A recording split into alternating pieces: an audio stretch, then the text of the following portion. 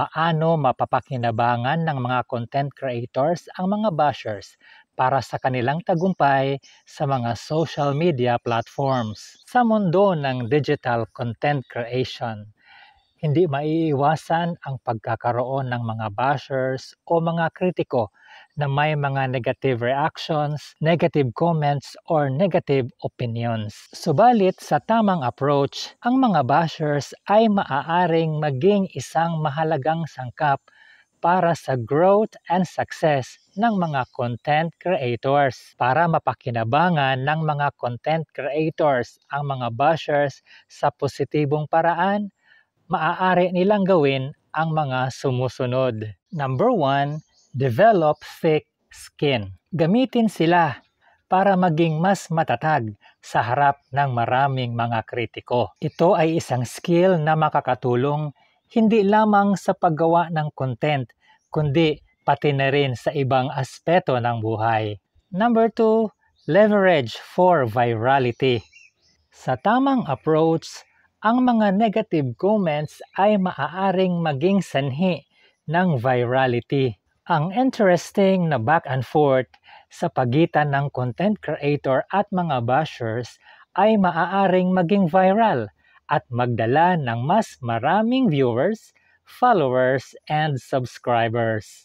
Number 3, positive spin. Gamitin ang mga bashers para mag-promote ng positive messages. Halimbawa, gumawa ng content tungkol sa kung paano i-handle ang negativity sa buhay, di ba? Number 4, content ideas. Ang mga bashing comments ay maaaring magsilbing inspirasyon para sa isang bagong content. Halimbawa, gumawa ka ng video na sumasagot sa mga criticisms at nag-e-explain ng iyong side.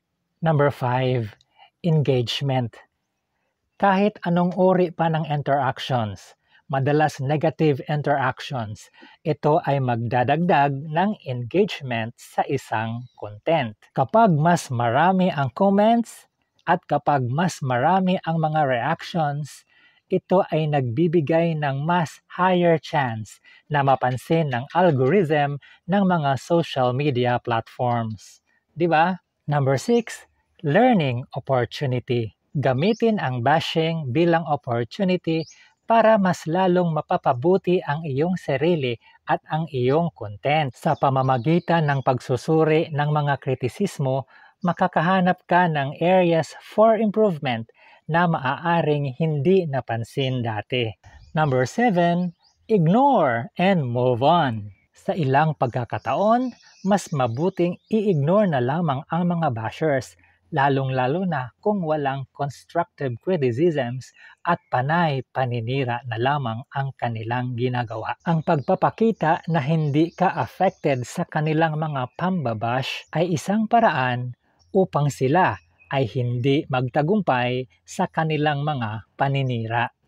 Number 8, be authentic. Ang pagpapakita ng tunay na reaksyon sa kanila ay maaaring magpakita ng iyong pagkatao. Ang pagiging authentic ay nagpapakita ng koneksyon sa mga viewers at followers at nagiging mas relatable ka. Number 9, engage with positivity. Mag-engage sa mas maraming positive comments kaysa sa mga negative comments. Ito ay nagpapakita na mas pinahahalagahan mo ang suporta kaysa sa mga negativity at nagiging mas welcoming ang community mo.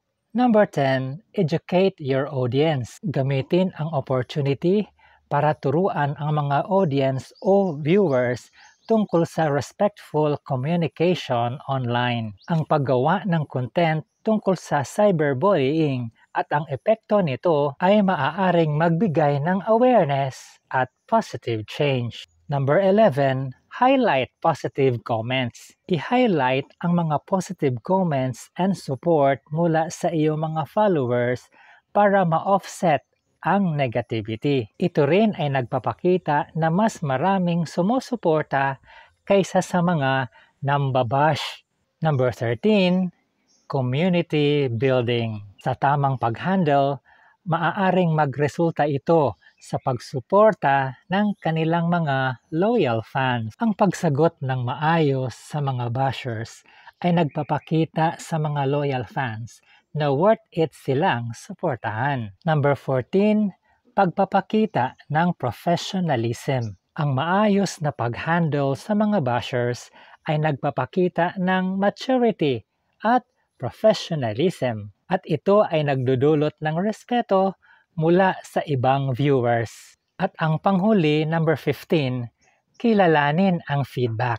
Maaaring may valid points ang mga bashers na makakatulong para sa ikagaganda ng isang content. Pagsikapan na makuha ang mga constructive criticisms mula sa kanilang mga sinasabi.